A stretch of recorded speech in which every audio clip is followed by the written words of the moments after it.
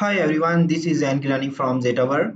In this video, we will see how can we do a modularization in Laravel 11. So, first of all, let's discuss why you need to do modularization and what are the benefit you will be get if you will do your code in modularization or module-based structure.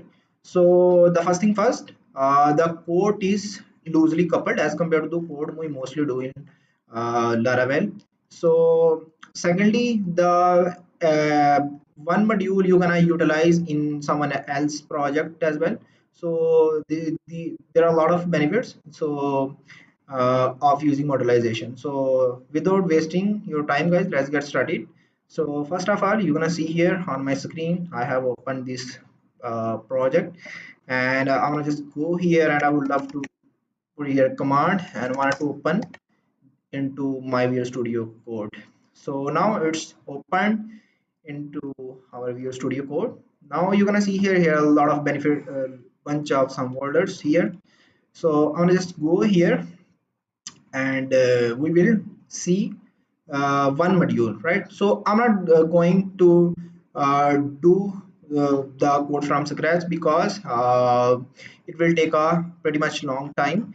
So I will just go to the one module, and we will see how can we actually create this module, right? So you're gonna see here in my app folder I have this module folder, right? So in module folder I have this category module, and in my category module you're gonna see here I have further database folder and http folder and a model folder and its repository folder. So actually I'm following currently the repository based architecture. That's why here is the repository folder, right? So of same like that, all of folders we have these route folder and services folder, right? So let's just see. So first of all, you would be in each module contain the its controller, its model, its routes, and its service provider as well, right? So you would be have to create all of these folder in each module, right? And first thing first, you would be have to register this module, or I can say give the path of this module folder into your composer.json file, and you have to be give here the name of the folder. Like you're gonna see here, I have give the name here like modules and then app and then module, right? So that we will be our composer will get the path of our module folder. So after that, let me just open one migration. So you have to create the migration in each module, right? Like you're gonna see here I have created here the category migration in particular module, and same like that the controller, you're gonna see here category controller I have created, and also I have copied this controller.php file from this controllers here, right? And changed the namespace according to module, right?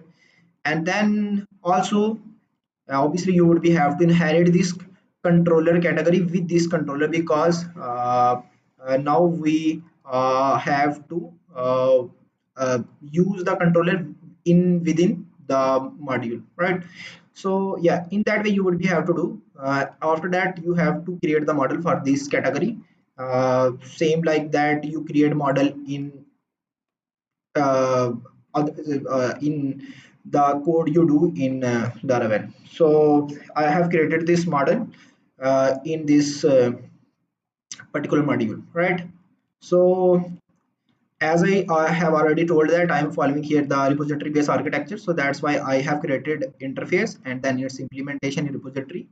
And you're gonna see here its interface is contain these kind of methods: get, find, create, update, and delete. And then in my implementation I have implemented this interface with the implementation of these methods, and my own business logic. You're gonna implement with your own business logic, right? So yeah, it's look amazing. So after that, you have to be uh, create a service provider. Like here I have created his category service provider, and then you also we have to create obviously to this category service provider and bind this interface and repository. And you have to be do this when you are following the repository based architecture. So I would love to prefer you, you should have to use the repository based architecture because it's very pretty much you know is a perfect way to do code, and also it's structure, it's a good way to structure the code as well. So all right, so same like that you have to create all of these files, all of these folders, and then after that in your provider, app service provider, you have to register the service provider, right? Category service provider, and then it's done. So this is the basic way of creating the modularization in Laravel 11. So it's not dependent upon any kind of third party package or library, and yeah, you don't need to depend upon any kind of other package or library. So yeah, that's a benefit, all of the code in your hand, right? So thank you so much. I hope you got the knowledge from this video, and we will meet next time.